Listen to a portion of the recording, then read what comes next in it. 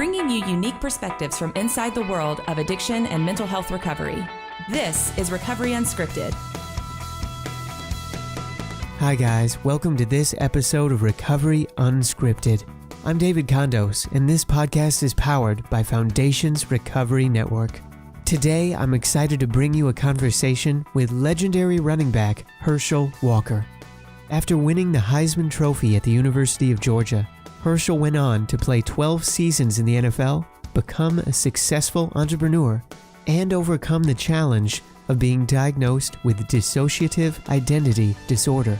He sat down with Foundation's Chief Marketing Officer Lee Pepper at the Recovery Results Conference in Dallas to share his personal story of self-discovery and describe how he hopes to be a voice for others struggling with DID. Now, here's Lee and Herschel. It's my great pleasure to welcome Herschel Walker to our stage this evening. Herschel, thank you so much for coming to Recovery Results. This is our 51st National Conference here in Dallas, and just so honored to have you on the stage and sharing, your journey and your story tonight. Well, I'm glad to be here. Sharing my story is not just sharing it with them, but it's also helping me out as well. Well, that's good to hear. And when we're producing these conferences, we have so many professionals that come to, get their continuing education credits, for their certifications. But we also have a lot of folks who just work in the industry that come here and they use this time to go to the open meetings and to network, to kind of get refreshed, to get revived. Because I think so many people who are in our space, who are working every day in the trenches, they've got to be revived a little bit too. No, that's exactly right. Hearing from someone else that is recovering, hearing from someone else that has had the problems, they realize that they're not alone. And for myself, getting up, speaking, talking about things that is happening, and it helps me. It helps me to be better for myself, and sometimes it helps me to find out more things about myself. There's so much work you were just starting to share earlier about how much you travel, especially going and working on our military bases with our veterans, and I can only imagine that you probably get a lot of affirmation and comments from our men and women in the armed services that probably are relieved to hear you share your story. No, they are, because sometimes it's hard, because first of all, you think that you're all by yourself. You don't think that anyone is going through what you're going through, and you realize that they are. And then at the same time, sometimes you try to hide things. You're more ashamed to admit it, because you're afraid of what someone may think about you. And for myself, it wasn't what someone may think about me. For myself, it's what I may do to someone else. I had a lovely wife. I was having a kid at that time, a young man at that time. And I started thinking about what I can be to them if I didn't get help. And that's why I didn't worry about what anyone else thought about me. And that's the reason I tell everyone out there that's going through a recovery time or going through anything, that sometimes don't just think about yourself. Think about others, because sometimes what you do affects others as well. So you want to think about that. Think about your loved ones. And I know it's very difficult. And you shouldn't worry about what anyone else thinks, because first of all, a lot of us have problems. First of all, a lot of us have problems that we try to hide, that we don't want to admit it. So you're not alone, and I can promise you're not alone. And probably 100% of us are mentally crazy. And the thing is we just have to be willing to step forward. Because stepping forward is just a brave move that you make to make you feel better. And the person that's hiding it, they're the one that's going to have problems. There was one of our CEOs, Jennifer Angier, had spoken on one of our broadcasts a couple years ago. And a lot of people think that going into treatment is going to be the hardest thing. And really what she was sharing was that, no, it's asking that first person for help, or requesting, that first bit of information. That's the hard. Once you can do that, you can make it through. It's very hard, and that's why I said that to come to a conference like this here, to have someone that listen to me, and maybe then at that time someone may come up and start talking about something that's going on in their lives, to make that initial one step. And that's what it is, taking that one step first, whether it's communication, whether it's getting the information, or whether it's just acknowledging that something is going on. And I think that's the brave part, because once you've done that, now you're ready to go forward. And I must tell everyone that it's not easy, and it's not going to be easy. Don't think that just because you make that one step that now, the sun is bright and everything is happening, because you're going to have some dark times. You're going to have some tough times, but I always say I'm living proof that if you continue to get up when you get knocked down, just keep getting up, you're going to be okay. There was an interview you did many years ago, and the person interviewing you said, aren't you ashamed? And you said, what's there to be ashamed about? I'm human. And I thought that was such a powerful quote. And I hope that it gave a lot of people encouragement too. Well, I think that's what people forget about, that we're all human, that we all are willing to make mistakes. We all got to make those mistakes. And, being a Christian, I tell people all the time, there's only one great man in my life. That's my Lord Jesus Christ. And he's the only one I know that didn't make a mistake. But all us going to make mistakes. But that's what makes us human. That's what makes us great people. And a great person is a person that get knocked down and get up, because you will get knocked down, but you got to get up. And when you talk about mental health, when you talk about something like that, people want to shy away from it. They don't want to deal with that.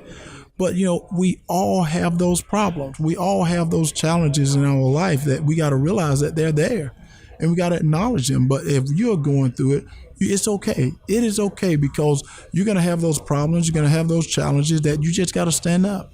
When I was doing some research on dissociative identity disorder, DID, and then seeing quotes from you and reading parts of your book and seeing your videos, I really liked how you were framing it to people who did not understand, because there seemed to be a lot of people in the beginning that were a little dismissive of the disease because they just didn't understand it. And I think the way that you framed it as that was your coping mechanism.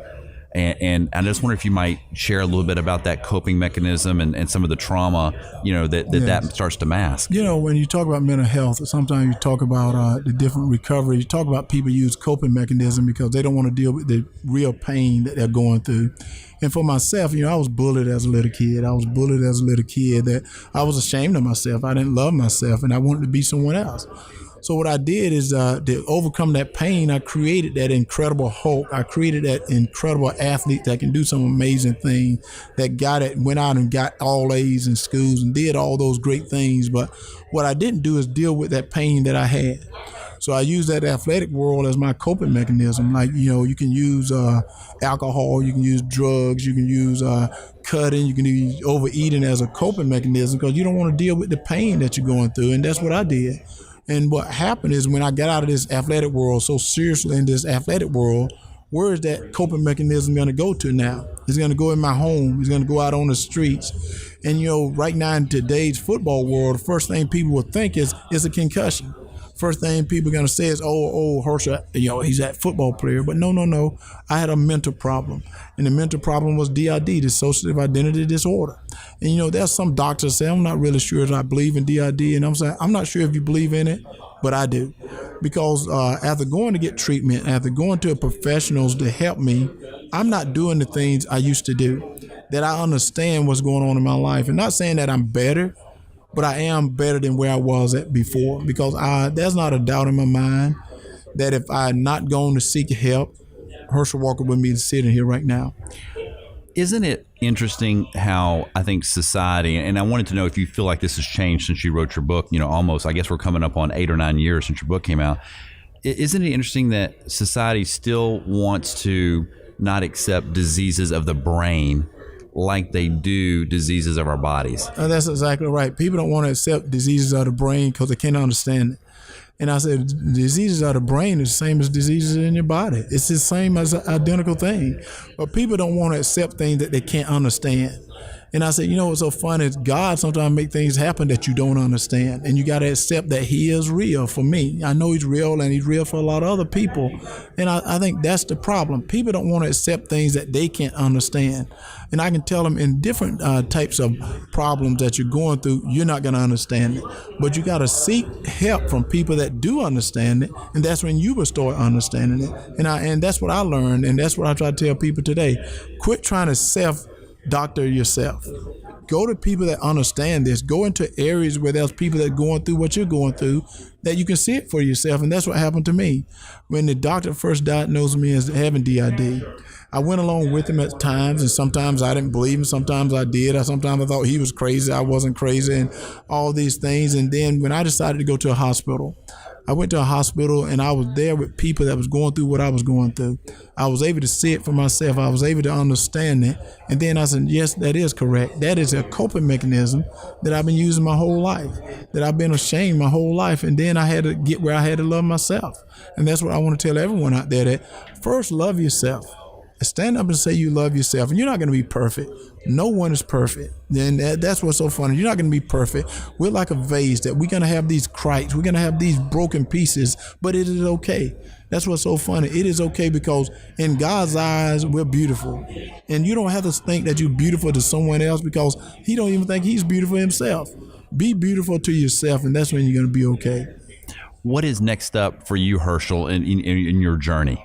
Well, next step is to continue to go out there on that fight and trying to remove that stigma of mental health, trying to remove that from people using that you're crazy, that you have a problem, that you can't go forward, that you can't do it, because I want to remove that. I want to get our people in Washington talking about it, dealing about it, because sometimes when you mention it in Washington, they shy away from it. But this is real. This is real. It's not something you want to shy away from, and it's not something that is bad. It's something that this whole world is going through, and I that's what I want to do. I want to continue to try to remove that from people, that they realize that we can treat it, that there's people that can treat certain things, that people can help a lot of people that are very productive in this country, and that's what I want to do.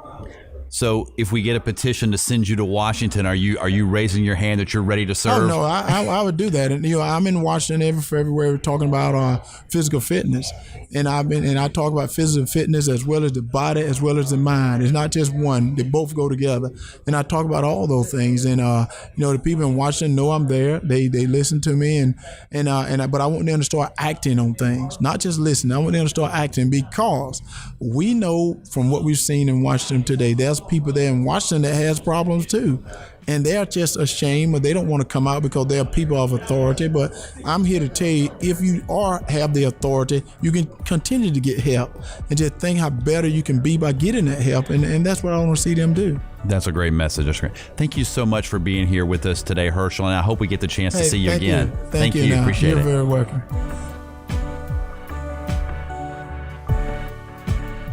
This has been the Recovery Unscripted podcast.